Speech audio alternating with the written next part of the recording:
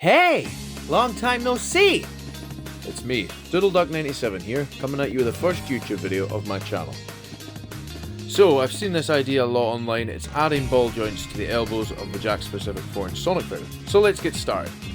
First thing you're obviously going to need is a Jakks specific Sonic figure. I personally opted for the Wave 11 one from the same wave as Big and Chaos, as this is the one that has the best face sculpt for me personally, and it had the cleanest joints in store. You can of course use any one you wish to. It really just depends on what wave your store is currently stocking at the time of watching this video. I personally recommend using the Wave 2 Sonic if you can find it, as it also has the tightest joints I've found around the ankles which hold better poses, or the one with the skateboard that's based on the Sonic Adventure artwork.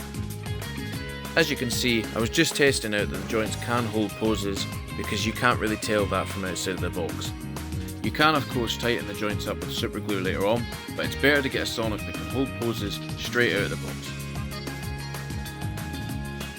So just a quick disclaimer here, I personally used an X-Acto knife and a multi-purpose Dremel tool to make this custom, and you must be careful when you're using these tools as they can be very dangerous. As you will see here, I did end up cutting myself, but as long as you take the correct safety precautions you can avoid this.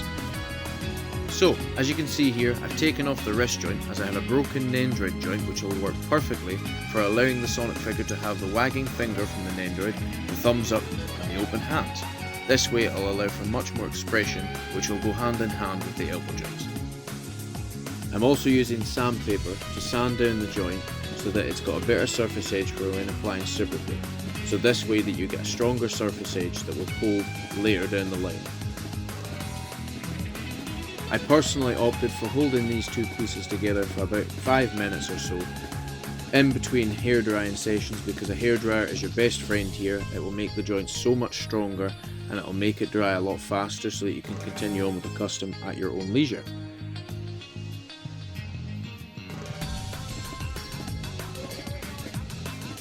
Once the super glue is dried, you can then move on to adding the elbow joints.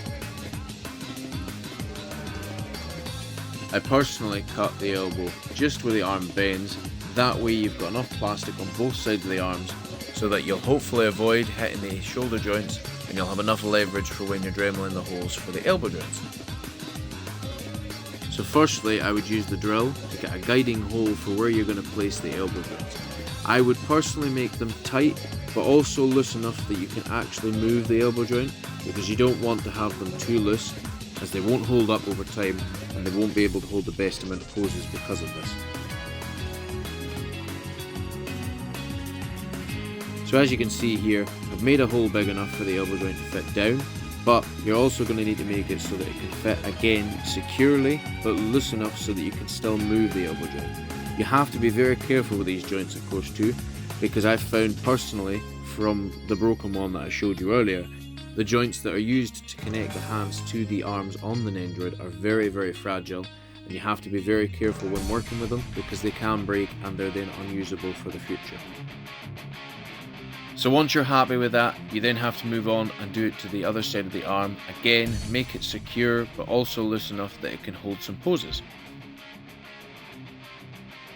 So once you've finished with the Dremel, it should look something like this. It doesn't have to be completely symmetrical, but as long as it looks something similar to this, you've done it correctly.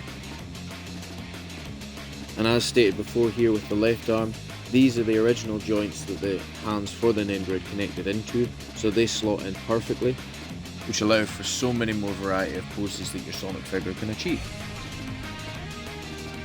You'll also see here that I've opted to leave in the original right hand from the Sonic figure, as there is a perfect accessory that I'm waiting to grab from Tito the OG. You may have heard of him already, but if you haven't, I'll leave a link to his Etsy store and his Instagram in the description below.